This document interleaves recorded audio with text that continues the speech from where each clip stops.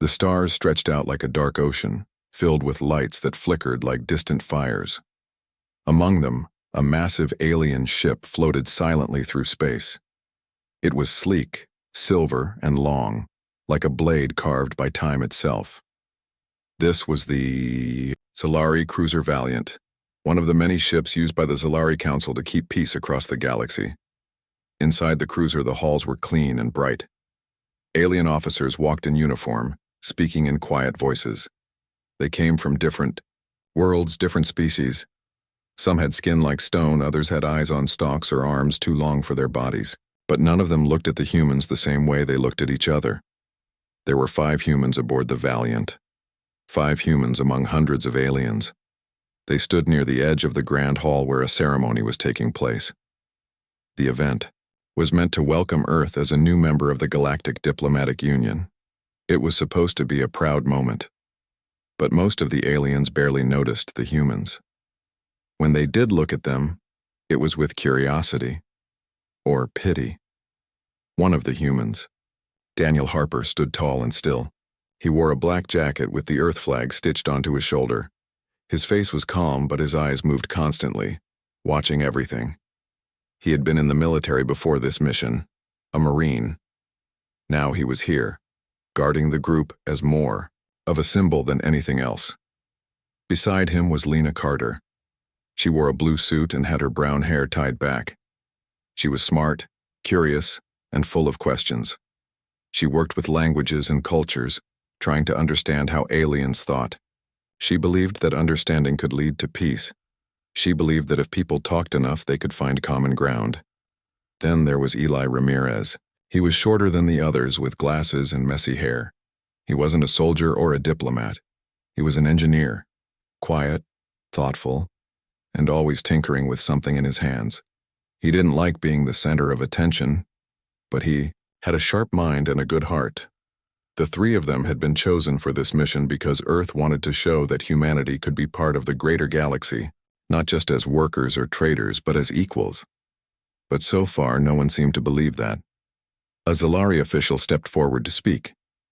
He was tall, with pale blue skin and deep-set eyes. His voice was smooth and calm. "Today marks a historic moment," he said. "For the first time, we welcome a new species into our great union. We recognize Earth as a member of the Galactic Diplomatic Order." The crowd clapped politely. Some aliens smiled, others simply watched. Lena leaned toward Daniel and whispered, "Do you think they mean it?" Daniel didn't answer right away. He kept watching the room, watching how some aliens turned away, how others spoke in hushed tones. He knew what it felt like to be ignored. He'd grown up in a small town where everyone knew your name but never really saw you. "I don't know," he finally said. "But I do know we have to earn their respect." Eli cleared his throat. "We can start by not doing anything stupid." Just then, a young boy stepped forward. He couldn't have been older than 10. He wore a simple Earth-made suit and held a small box in his hands. He had been chosen to present a gift to the Zalari Council, an olive branch, a symbol of friendship. The boy walked slowly toward the Zalari speaker. He looked nervous, eyes wide. He reached out to hand over the box. Then, without warning, a large alien standing nearby laughed. It was a deep, guttural sound.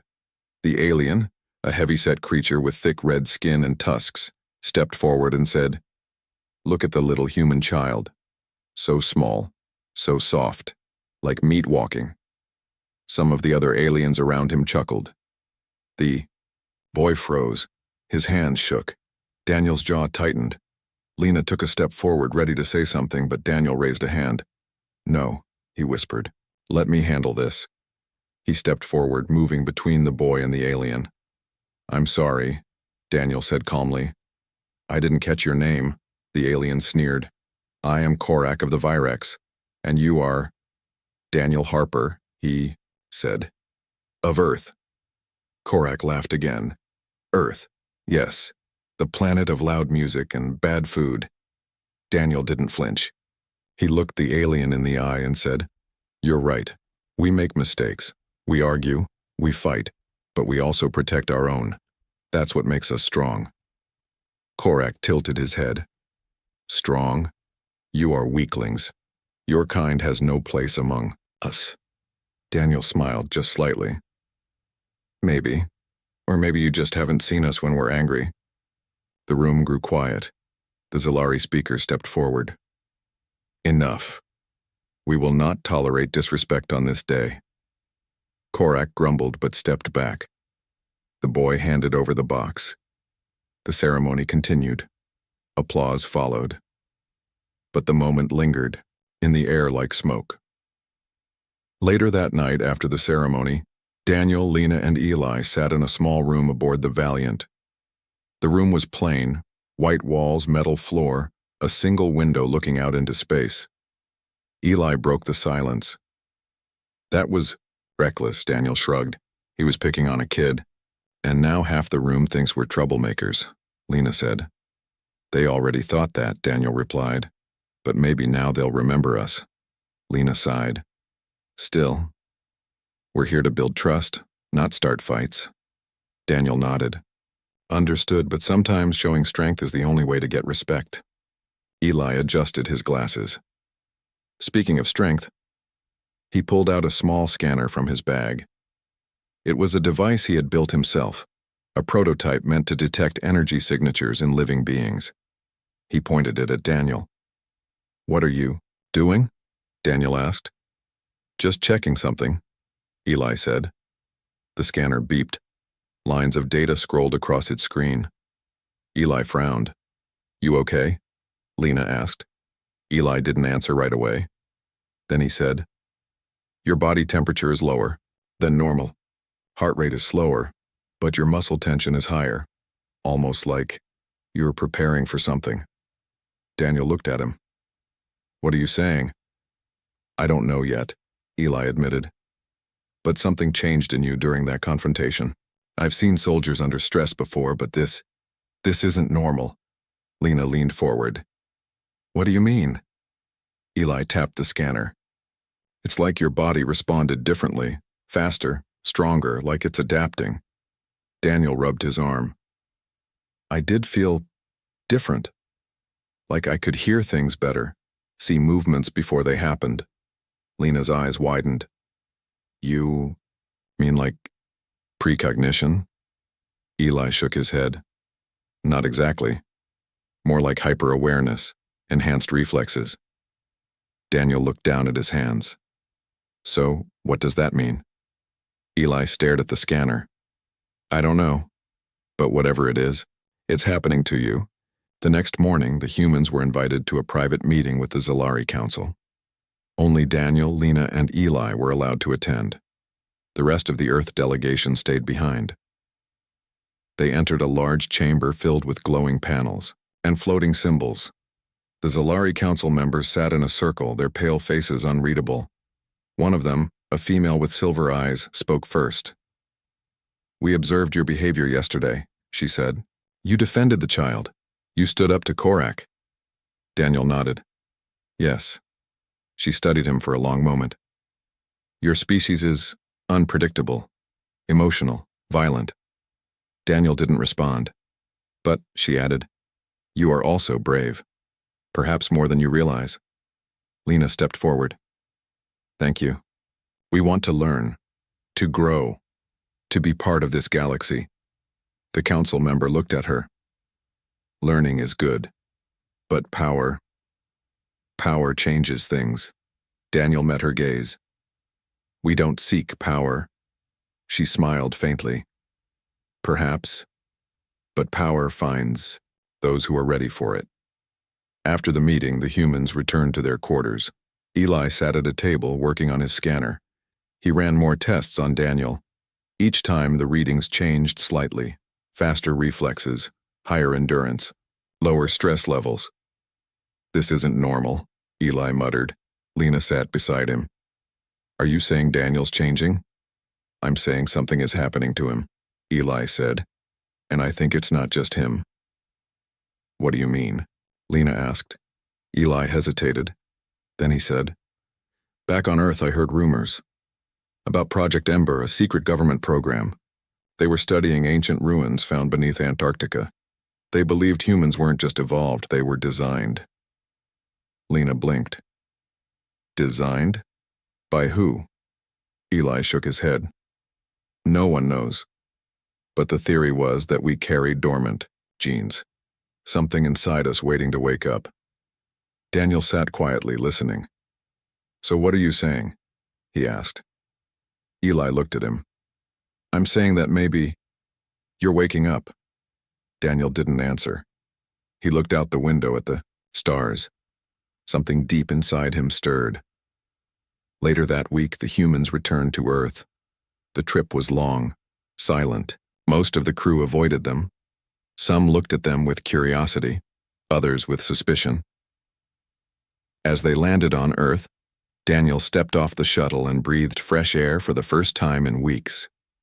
He felt different, stronger, more aware. He looked up at the sky and thought about the stars, about the galaxy, about what the Zalari woman had said. Power finds those who are ready for it. And maybe, just maybe, humanity was ready. Back on Earth, life went on like it always had. Cities buzzed with people, planes flew through the sky, and the news talked about jobs, sports, and weather.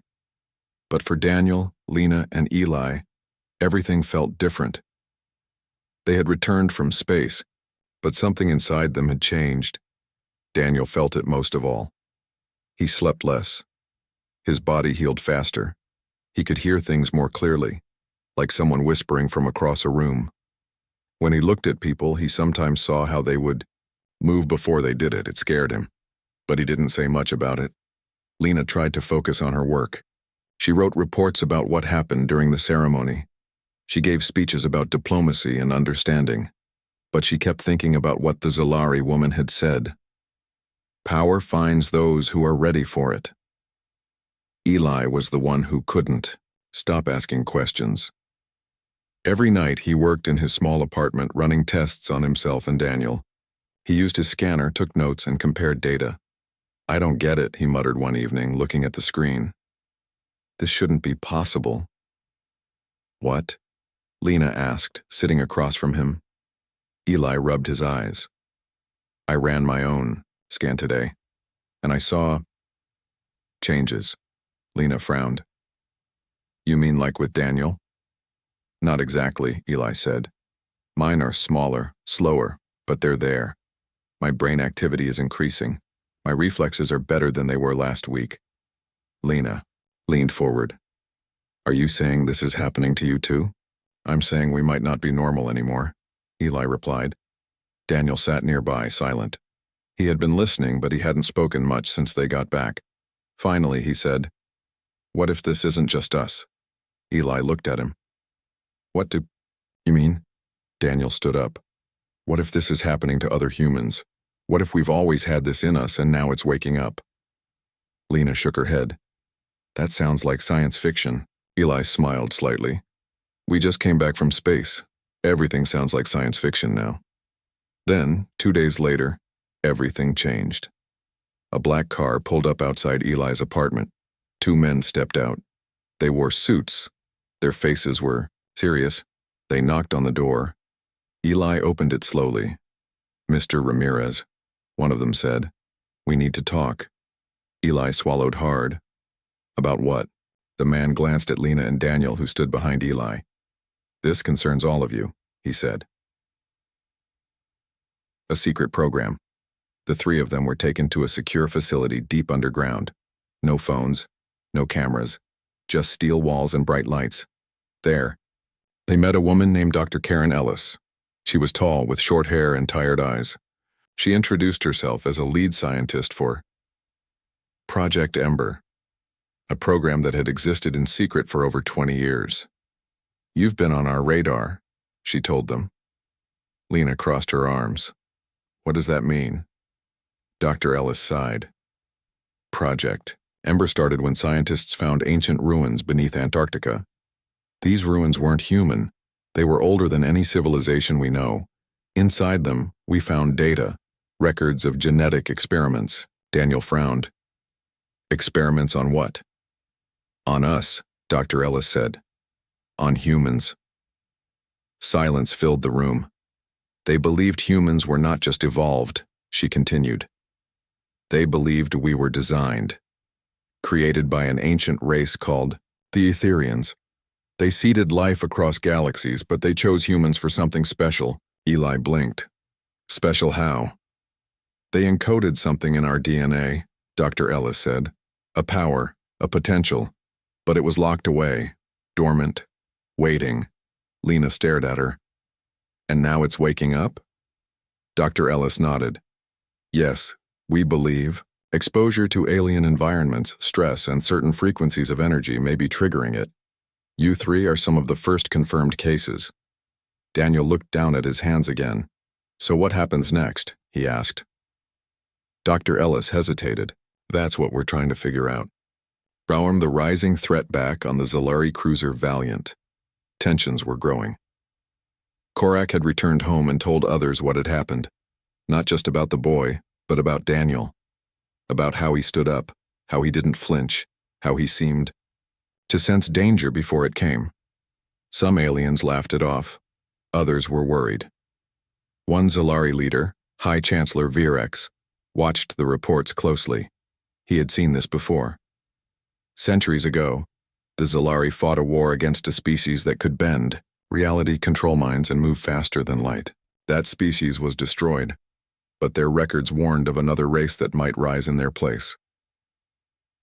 Humans. Virex called a secret meeting of the Zalari Council. We must act, he said, before it's too late. Another council member, a female named Taliar, spoke softly. Act how? Virex looked at her. We run a test, a controlled extinction scenario. If humans are a threat, we'll know soon enough. Taliar's face paled. You mean kill them? No, Virex said. Just a small group. A colony. We observe their reaction. See if they can survive. See if they fight back. Taliar looked away. This is wrong. But necessary, Virex said. A warning from the stars. Meanwhile, back on Earth, Lena began receiving strange messages. At first, they looked like spam emails, random letters, broken code. But then one day, she found a message hidden in a video file she had recorded during the ceremony. It played in slow motion. A voice whispered, They plan to test your kind. Do not wait for them to strike, prepare. Lena showed it to Eli and Daniel. Who sent this? Eli asked. Lena shook her head. I don't know. But whoever it was, they wanted us to know. Daniel stood up. We need to warn people. Eli frowned. How? Who would believe us? Lena thought for a moment. Maybe not everyone, but maybe someone. She pulled out a name from her old files. Agent Marcus Bell. A contact from the U.S. government who had helped arrange the mission. They reached out to him. Hours later, he responded. He agreed to meet. Meeting the insider agent. Bell met them in a quiet diner far from the city. He looked older than Lena remembered. Tired. But his eyes were sharp. You have something important to tell me, he said. Lena nodded. We think the Zalari are planning to attack a human colony. Bell didn't react at first. Then he said, I've heard rumors, nothing solid. Daniel leaned forward. We have proof. A message from an alien who warned us. Bell studied them for a long time. Then he said, if this is true, it means war. Eli swallowed. Is the government prepared for that? Bell shook his head. No, but Project Ember might be. He looked at Daniel. You're changing, aren't you? Daniel didn't answer right away. Then he said, I think so. Bell nodded. Then you're not the only one. He handed them a folder. Inside were photos of other humans, soldiers, scientists, kids, all marked with notes. Awakened individuals, Bell said. People whose bodies or minds are starting to change. Lena flipped through the pages. There are dozens. There are hundreds, Bell corrected. Maybe more. Daniel closed the folder. Then we need to find them. Bell looked at him. Why? Daniel met his gaze. Because if the Zalari come for us, we won't go quietly. Or the escape begins. They didn't have much time. A week after their meeting with Bell, the Zalari launched their test. They attacked a small human colony near the edge of known space. It was remote, unprotected. The humans fought back harder than expected. News spread fast. The Zalari denied involvement, but the truth was clear. Earth was under threat.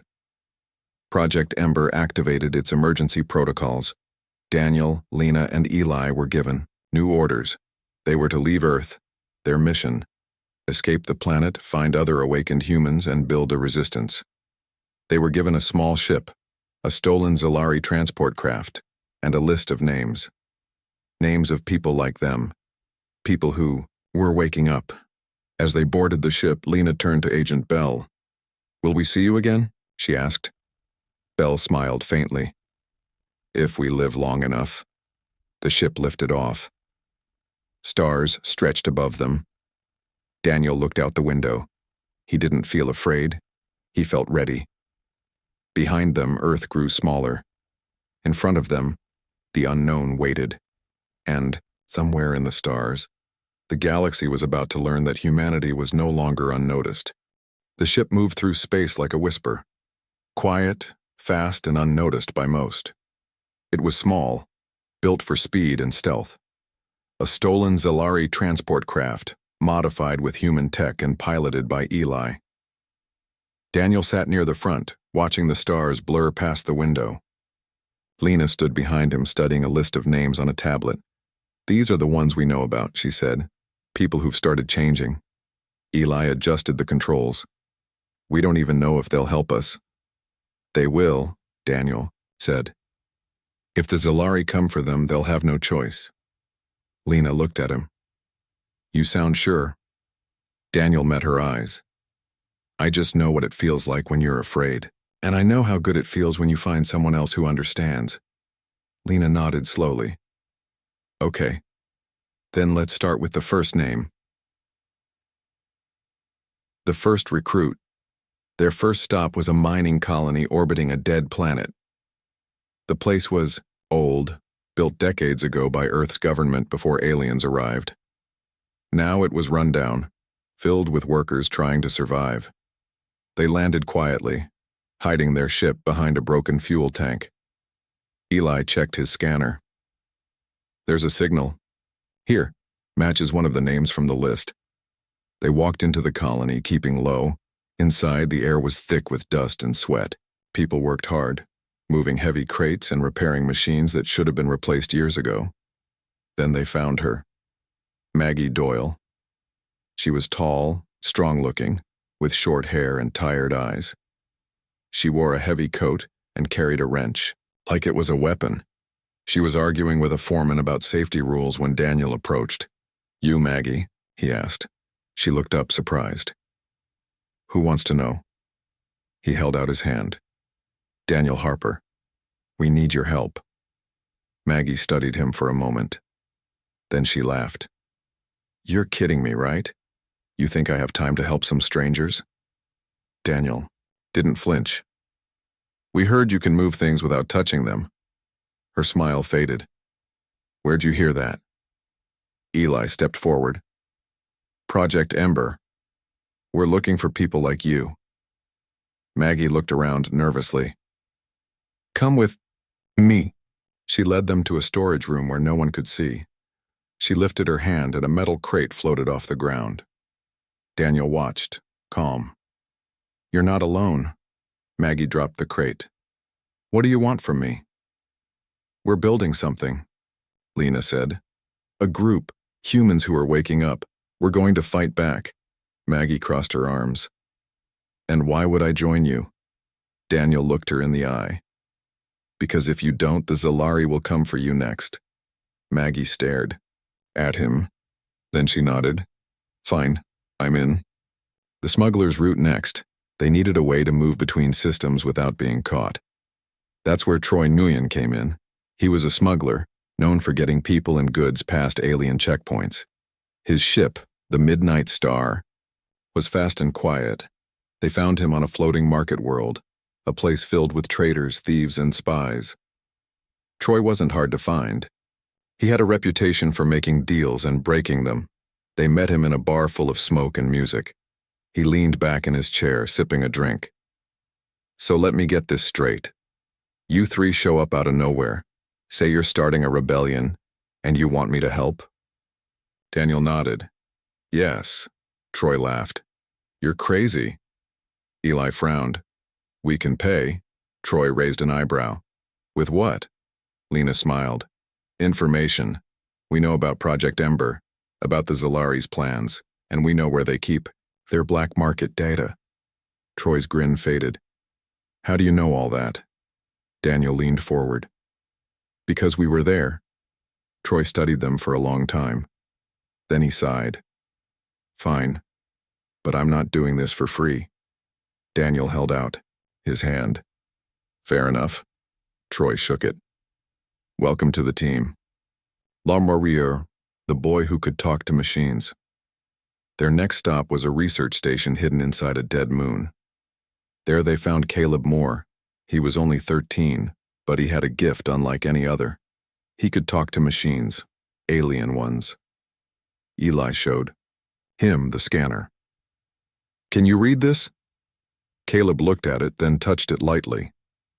The screen lit up, showing lines of code none of them understood. Caleb blinked. "It says, 'Welcome home.'" Everyone froze. Daniel looked at Eli. "Did you program that?" Eli shook his head. "No, that's not ours."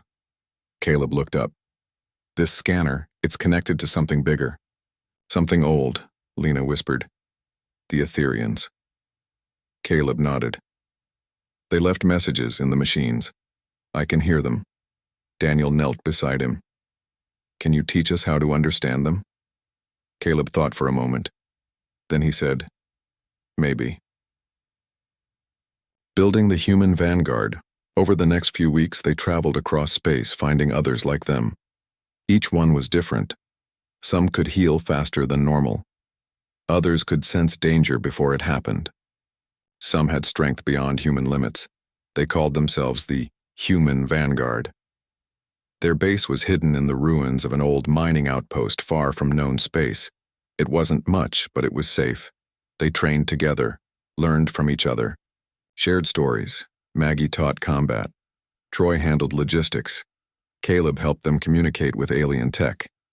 Eli built tools to detect more awakened humans. Lena worked on diplomacy, trying to reach out to alien factions that might support them. And Daniel became their leader, not because he wanted to, but because he understood what it meant to stand up for others. One night, he stood outside the base looking at the stars. Lena joined him. "You okay?" she asked. Daniel nodded. "Just thinking." "About what?" "The Zalari. What they'll do when they realize we're not hiding anymore." Lena looked at him. "Are you scared?" Daniel smiled slightly. "Not anymore." And in the false flag back on Earth, the situation was getting worse. The Zalari launched a false flag attack on a neutral station. They made it look like humans did it. The Galactic Council blamed Earth. They demanded sanctions, military control, restrictions on human movement. Earth's leaders tried to explain, but no one listened. Then the Zalari announced a new policy. All human colonies must be monitored. Any resistance would be crushed. Protests broke out on Earth. People feared war. But in secret, Agent Bell and Project Ember began preparing for battle. They sent supplies, messages, support. But it wasn't enough. They needed proof. They needed the truth. The broadcast, the Human Vanguard, had what they needed. Caleb cracked into a Zalari data relay. He found the records of the false flag, the orders, the plans, everything. Lena put it together into a message. "This is the truth," she said into the camera. "We didn't attack the station. The Zalari did. They're trying to erase us. But we won't go quietly." They sent the message through every channel they could find. It spread across the galaxy like fire. Alien factions began to question the Zalari. Some refused to follow their orders. Others demanded answers. For the first time, the galaxy saw humans not as victims, but as fighters, as equals. Rising tensions back on the Zalari homeworld. High Chancellor Virex watched the reports. His face was dark. "They're learning too fast," he growled. Taliar, the female council member, looked at him. "You knew this would happen. You pushed too hard. Too fast." Virex turned to her. "We must act now, before it's too late." Taliar shook her head. "No, we must talk. We must find peace." Virex ignored her. He gave the order. "Prepare for full-scale action. Target Earth." The storm gathers on board the Midnight Star. Daniel looked at the map. Earth was far away, but soon the storm would come, and the human vanguard would be ready. Daniel turned to his team. "We're not running anymore," he said. "We're fighting back." Lena smiled. "Then let's show them what humans are really capable of." Maggie cracked her knuckles. "Let's make them regret ever provoking us." Eli powered up the engines. The ship lifted off. Stars stretched ahead, and somewhere in the void, the galaxy was about to learn that humanity was no longer unnoticed. The message had been sent. Across the stars it spread like fire. The truth about the Zalari's false flag attack was out. Now the galaxy knew what they had done, and humanity was no longer silent. On Earth, people began to change, not just in mind, but in body. Reports came in from colonies and cities. A soldier who survived a fall that should have killed him. A child who could stop machines with a thought. A pilot who healed from a gunshot wound in minutes. They weren't alone. More and more awakened. Humans were waking up. Project Ember worked fast. They trained them, organized them, gave them weapons made from alien tech. Earth was preparing for war, but not all aliens sided with the Zalari. Some factions spoke out against them. Some even offered help. The galaxy was beginning to split. The human vanguard. Strikes in deep space, the human vanguard moved into action. Daniel, Lena, Eli, Maggie, Troy, and Caleb led a team of awakened humans on their first major mission. Their target, a Zalari supply station orbiting a dead moon. It was heavily guarded, a key point in the Zalari military network. Troy flew the ship through asteroid fields, hiding from patrols. Maggie led the ground team. She used her strength to tear through walls and disable defenses. Caleb hacked into the station's systems, turning Zalari weapons against themselves. Eli guided the team through security cameras and traps. Lena talked to prisoners, gathering intel, and Daniel? He was the one who walked through fire without flinching. He fought like he could see the future, always one step ahead. By the time the Zalari realized what was happening, the station was already lost. The human vanguard left behind a message, "We're not afraid of you anymore." Ward, Daniel's power grows back on the Midnight Star. Daniel sat alone in his room. His hands trembled slightly. Something inside him was changing. He could feel it. Every battle made him stronger, faster, sharper. Sometimes, when he closed his eyes, he saw things he couldn't explain, visions of places he'd never been, voices speaking in languages he didn't know. One night he woke up sweating. Lena found him standing by the window. "You okay?" she asked. Daniel shook his head. "I don't think I'm just waking up." "What do you mean?"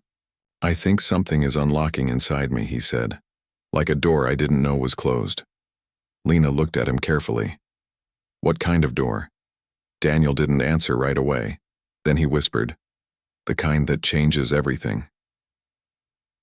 War reaches Earth. Back on Earth, the Zalari struck back. They sent ships to Earth's orbit. They demanded full control of human colonies. When Earth refused, they attacked. Cities burned.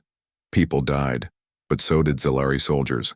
Because now, humans fought back. Awakened soldiers moved faster than bullets. Civilians with strange new powers held off entire squads. Factories built new weapons overnight. Scientists used alien tech to create shields around major cities. Lena watched the news from space.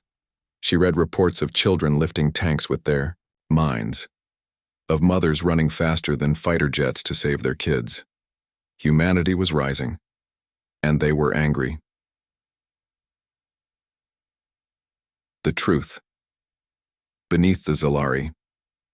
Meanwhile, Daniel and the team prepared for their most dangerous mission yet. They were going to the Zalari homeworld. They needed answers. Why were the Zalari afraid of humans? What did they know? Troy landed the Midnight Star in a hidden valley far from the capital city. The team moved quickly through forests and ruins. Caleb picked up strange signals. "They're hiding something," he said. "Big." They followed the signal to an underground facility. It looked old, forgotten. Inside they found records, videos, files, data logs. They told a story from centuries ago. The Zalari once fought a war, not against humans, but against a species almost identical to them. Beings who could bend reality, control minds, and move faster than light. The Zalari called them the Etherians, and now they feared that history was repeating, because humans were waking up, just like the Etherians once did. The meeting with the High Chancellor Daniel stood before the High Chancellor Virex. They were in a dark chamber beneath the capital city. Virex stared at him with cold, pale eyes. "You are not supposed to be here," he said. Daniel met his gaze. "You started this war because you're afraid of us." Virex's voice was sharp. "You should be afraid of yourselves." Daniel stepped forward. "We're not your enemies. We never were." Virex laughed. "You don't understand. You carry the same power, the same danger, and power like that always destroys." Daniel shook his head. "No, it doesn't have to." Virex leaned closer. "You will, unless we stop you." Daniel's eyes narrowed. "Try." Outside, the base began to shake. Troy had triggered a distraction. Time to go. As they fled, Caleb grabbed a final file. It contained the last known location of the Etherians and a message: "If you awaken fully, you will remember who you truly are." Durisar. Earth stands its ground back on Earth. The war reached its peak. Zalari forces tried to land in major cities, but they were met with resistance unlike anything they had seen. Human soldiers fought side by side with awakened citizens. Tanks exploded in midair. Ships fell from the sky. Project Ember launched orbital weapons powered by recovered alien tech. Earth was no longer defenseless. And then, Lena sent a message across the world. "We are not just surviving. We are winning." People cheered. Hope returned. Fear faded. Because now, everyone knew. Humanity was awake. The turning point, the Zalari Council met in secret. They reviewed footage of battles on Earth. They watched as humans fought back with impossible strength. They saw the awakened ones moving like gods. Taliar, the only council member who had spoken out against the war, stood up. "This must end," she said. Virex turned to her. "They are a threat." "No," she said. "You made them a threat." Silence filled the room. Then another council member spoke. "If we do not stop this war now, we will lose." Virex clenched his fists, but he knew they were right. The tide had turned. Humanity was no longer weak, and the Zalari had no way to stop them. "The fight is just beginning," Daniel, Lena, and the team regrouped aboard the Midnight Star. They had the truth. The Zalari feared them because of the Etherians, and the Etherians had left behind something powerful, something buried in ancient ruins across the galaxy. Caleb looked at the final message again. "If you awaken fully, you will remember who you truly are." Daniel looked out at the stars. "We're not just fighting for survival," he said. "We're fighting for our future," Lena nodded. "And maybe for something bigger." Maggie cracked her knuckles. "Let's make sure they regret ever provoking us." Eli powered up the engines. The ship lifted off. Stars stretched ahead. And somewhere in the void, the next chapter of humanity's story was just beginning. The war was not over, but the tide had turned. Across the galaxy, the Zalari saw what they had feared most. Humanity rising. They were no longer weak, no longer unnoticed. They fought like fire. They moved like storms, and they would not be silenced. Earth, the sky burned with falling ships. Zalari forces tried to land in major cities, but awakened humans stood in their way. In New York, a teenager named Marcus lifted a tank with his mind and threw it into an alien squad. In Shanghai, a group of engineers built energy shields overnight, protecting millions. In Nairobi, soldiers who once ran from battle now led attacks against Zalari. Command centers. Project Ember coordinated everything. Agent Bell worked from underground bunkers, sending supplies, weapons, and orders. He watched as humanity proved itself, not just as fighters, but as leaders. Earth was no longer just a planet. It was a force. A new alliance forms. Not all aliens sided with the Zalari. Some saw what was happening and chose to help. A small faction of Virexians, led by a leader named Taliar, broke away from the Zalari Council. "We do not fight for conquest," she said, in a broadcast across the stars. "We fight for peace, and we see that in humans." Her people sent ships to defend Earth. Other species followed. A race called the Relari offered medical aid and tech. The Korak clan, once enemies of Earth, sent warriors to join the fight. Even some Zalari defected, refusing to kill a species they now understood. Lena watched these changes unfold from aboard the Midnight Star. She smiled as reports came in. "The galaxy is starting to listen," she said. Daniel stood beside her. "Now we show them why they should trust us."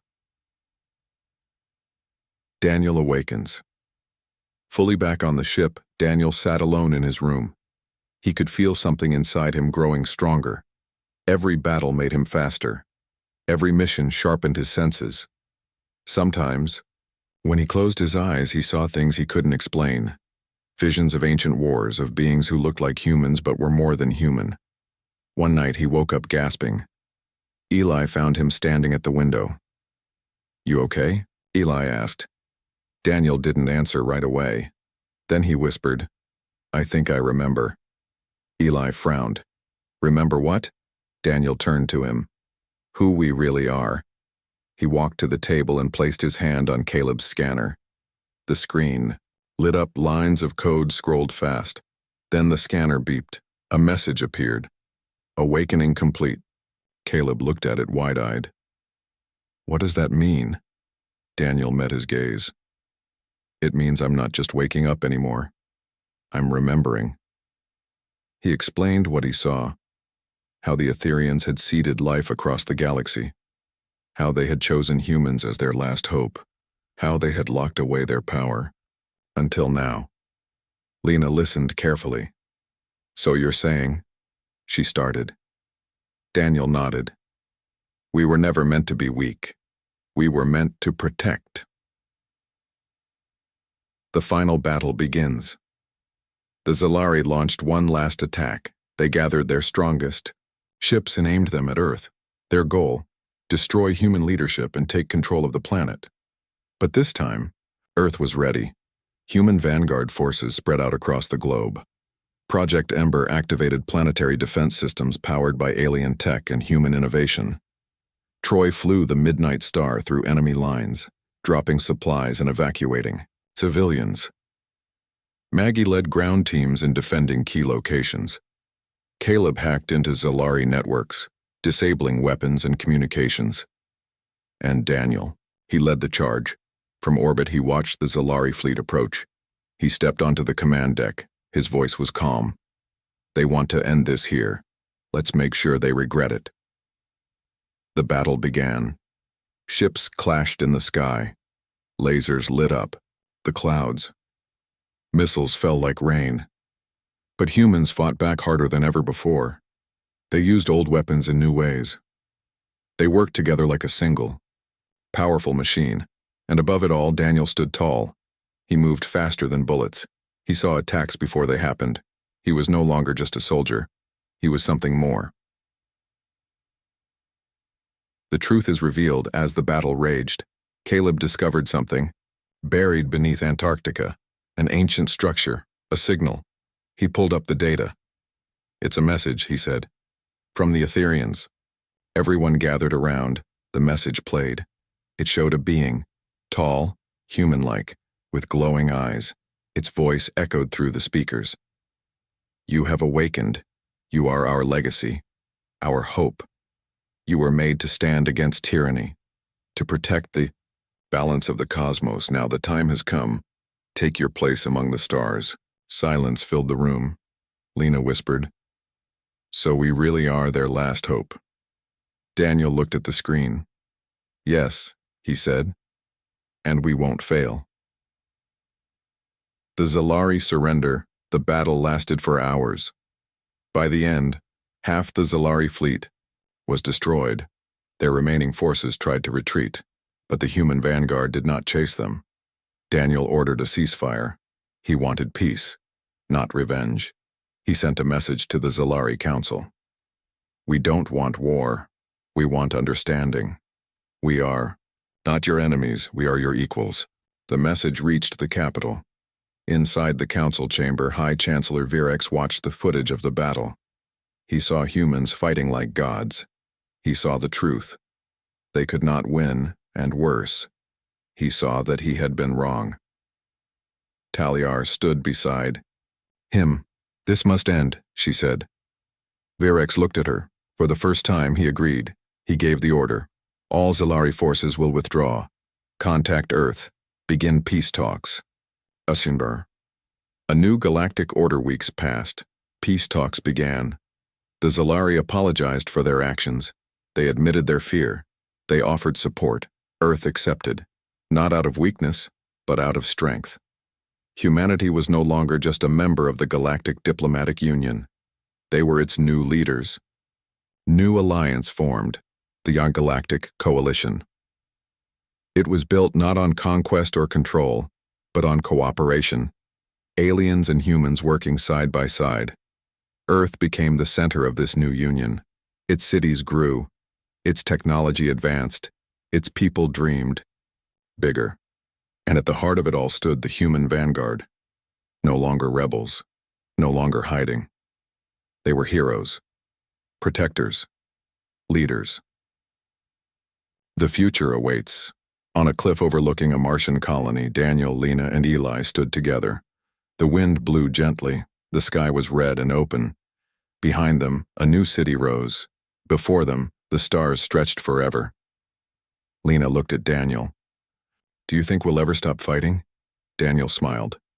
"Maybe not, but we'll always fight for the right reasons." Eli adjusted his glasses.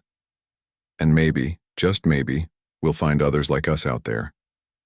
Lena nodded. "Maybe even more than we imagined." Daniel looked up at the stars. "We weren't overlooked," he said softly. "No," Lena replied. "We were waiting." Eli chuckled. "Well, I guess we're done waiting." They stood in silence for a moment. Then Daniel turned to them. "There's still so much to learn, so many ruins to explore, so many secrets to uncover." Lena smiled. "Then let's go find them." Eli powered up the comms. The midnight star waited nearby. Ready for the next journey. Ready for the unknown. The stars called, and humanity answered.